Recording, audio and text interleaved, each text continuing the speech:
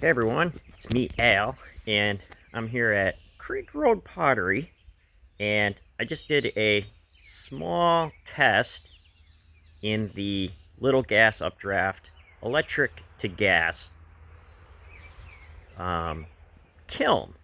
So I just pulled the lid so you can see this was a raw firing.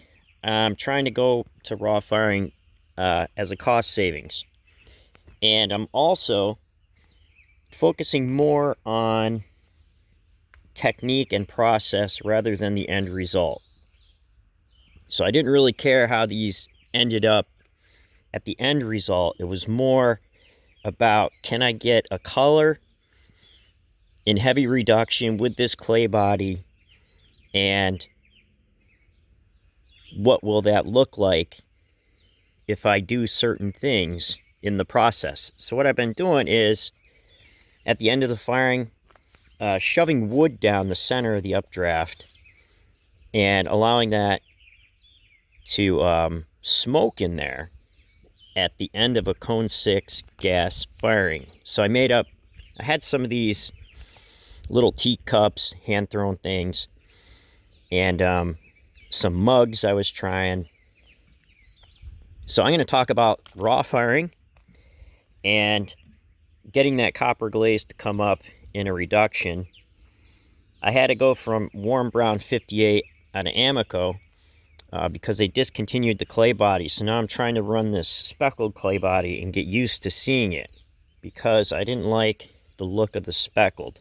But as I'm working with it now in this reduction process, I'm enjoying it more, and I'll show you what I mean. So here, I'm going to show you some issues with the raw fire that I had. So this was just placed in after I glazed. I didn't take a day to allow this clay body to dry out after I glazed it raw. So this is just a dunk, and then I let it sit maybe for like only an hour, and I put it right in the kiln. So you can see from doing that, the water leaves, it evaporates, but also the ramp up for the raw fire that I had went a bit quick in this kiln. So I just need to slow it down. But I am getting the color. So this color with this copper glaze from shoving that wood down the center, it's almost like Raku at cone 6. And from what I'm seeing here, it's pretty amazing. And I really enjoy how this clay body right here is darkening up a little bit. This will make some nice shave bowls, but this is a little whiskey cup or a little juice cup. You can see this kiln cooled a little bit fast. You can see some bubbles in there. That also could be from the absorption of it being glazed raw. But look at that color I'm getting. So all these other, as far as the ramp ups, firing schedules, and cooling can be regulated. I was just concerned about color in this load, and it did come out pretty interesting. So you can see some bumpies, some pitting, but that can be taken care of fairly easy. I just need to fire slower. So when you raw fire, you need a slow ramp up to allow all the gases and organic matter to escape the clay body first, before you go into the firing process. So naturally, firing manually, I fire that way. But because this kiln is much smaller, I may have messed up, not thinking about it, messed up the firing schedule, and it fired out faster than I intended. But I don't know if you could see that down in there. I'm getting some really nice, almost rose-colored glaze, and so that'll be amazing to try. If this continues to be a problem and I can't really work it out, I just may stick with 2 firings. There's nothing wrong with bisquing these, but like I say, as a cost savings, you know, I was thinking, well, maybe single fire would work. I have gotten the single fire to work fine. I've done a couple loads. As I say, a lot of this blistering here is just from it firing out too fast. This did amazing. So this is a copper glaze over a